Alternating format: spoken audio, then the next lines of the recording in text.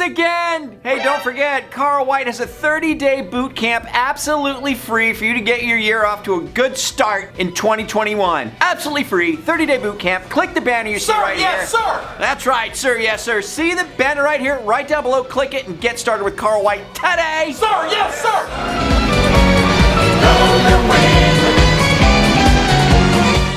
Alright, so as of a couple of days ago, the St. Louis Fed, which by the way, Frank, did you know that they're called Fred? The St. Louis Fed is called Fred. So when you see Fred, it's the St. Louis Fed. Okay. Well, they say the average 30-year fixed rate mortgage is 2.65%, and that would be the lowest in the history of the world of mortgage rates in the United States of America ever. Nice. But we've come off the bottom. We're a little bit higher right now. Now, we've seen this bump in rates, thanks Barry, over the past couple of days. But we are still like a catfish, just slithering at the bottom of the pond right now with interest rates. So let's look at the Fed 30-year fixed rate mortgage history from 1971 to right now. Look at it. Friday, October 30th, 1981 was the single worst day in the history of mortgage rates, with the rate of 18.44%, and today is the lowest in the history of mortgages with a rate of 2.65%. You lock a loan today, you're part of mortgage history, my friends. Just riffing here for a second, of course. When you look at this graph, forget its rates. It's just a graph. Could be anything, because all graphs have similarities. They go up and down. So just looking at the graph, what do you think will happen next? They go up, right? The question is, when? Now, one more point of interest when looking at the Fred mortgage rate graph. Note those vertical gray bars that are going up and down? Those are times of recession. Not that in all times of recession, rates would drop. Kind of helping us get through the recession. Now, from 1981 at our height of interest rates to our current lowest rate ever that we're seeing right now, every recession was followed with a lower rate environment. In short, when we'd have a recession, we would lower interest rates to spur the economy, like jumpstart the economy with a rate drop. Now, based on the history of recessions that we're looking at right now, this has been an effective strategy. Woo!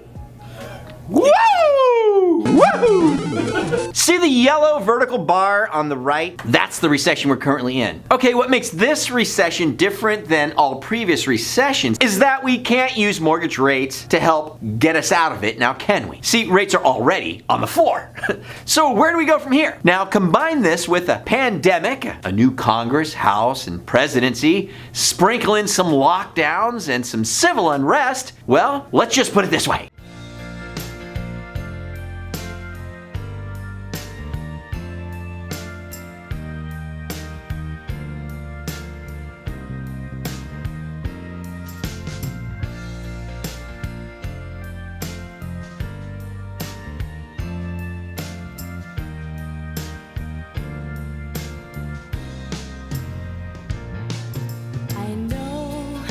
I know I've let you down. I've been a fool to myself. I thought that I could live for no one else. But now, through all the hurt and pain, it's time for me to respect the ones you love me more than anything. So with sadness in my heart, feel the best thing I could do is end it all and leave forever. What's done is done. You're right, Frank. Let's put it this way. Our rate environment is something that we simply don't understand at this point. We don't know the direction it's going to go because we have too many variables that nobody can lock in on. Okay? Alright, here you go. Just check this out. This makes no sense to me, alright? Y'all know Trevor Noah, right? Of The Daily Show. Well, he just picked up this Bel Air dump for $27.5 million. Okay, I've got to say it. I'm sorry. Hey, I'll just say it. Trevor Noah, he's just not that funny. Here we go. Not funny. Dickens rap. In fact, I don't think he's funny at all. At least he's not funny enough to buy this house, Brian. I agree. Seriously, He walked from absolute obscurity to land the job as host of The Daily Show, and he's ridden Jon Stewart's coattails to a gig that allows him to buy a place like this. What has the world come to, Frank? What the heck is going on? Next thing you're gonna do is tell me Ellen DeGeneres, who's also spectacularly not funny, can afford a... Hey, Frank. What? Frank, she just spent $27 million on a house. Did she really? Yeah. Are you kidding me right now? I'm not kidding you. No, I'm serious. Yeah, that's right. Yeah, Ellen DeGeneres paid $27 million for this dump in Beverly Hills, just 6 miles away from Trevor's pad.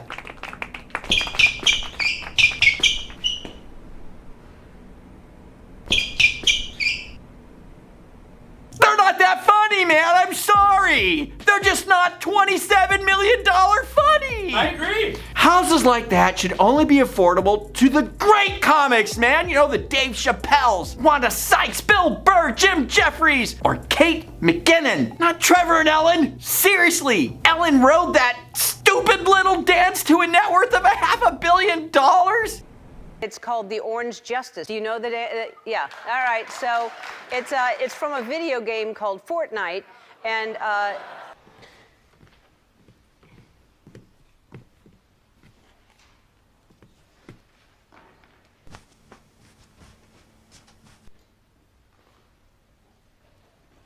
and a palatial Beverly Hills mansion? Proof of the fall of Rome, I tell you. Proof of the fall of Rome. Oh my goodness. By the way, for the record, anybody who's going to send us a message saying Ellen is funny, please don't do it. I agree with Frank. She's not funny and her dumb little dance is not worth $500 million.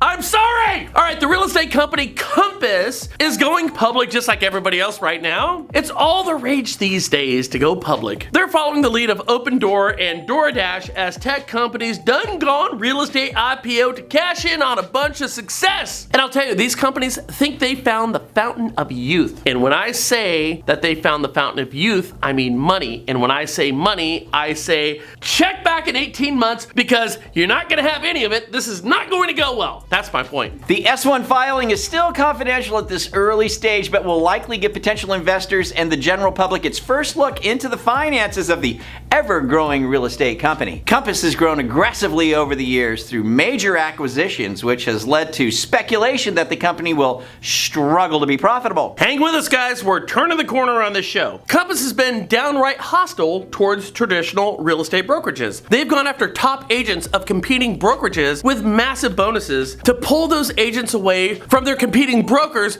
who previously had been unwilling to sell their companies to Compass. Now, from what we've heard from multiple sources, Compass has gone beyond aggressive to the point of being hostile. Proving the point that the good guy doesn't ultimately win in the end. Compass's IPO will make millionaire or billionaires of those gutted local real estate companies. And lastly, you might have noticed that you got $600 put into your account without your knowledge. Now, if you didn't get $600, congratulations. That means you made more than $75,000 last year, thus you are omitted from getting a free lunch. Well, it turns out that you, hopefully not you, are going to get $2,000 next week or so. That's to help you get by during the pandemic. So if I were you, I would invest in Panasonic or LG because I anticipate a whole bunch of giant flat screen TVs are going to be purchased from kids like my son who are going to buy these things with the free money that they're getting. And if you love Trevor and Ellen, whatever. Come on. Not worth it. Not worth it. Whatever. Anyway, you guys have a great one, man. I hope you enjoyed the show today. Do us a favor, leave us your comments down below. Forward, share, and subscribe up above and down below and all that stuff. And if you want to get our mobile app, you can do that by doing this. Download the National Real Estate Post mobile app today. Available on Apple Store and Google Play. Just search National Real Estate Post.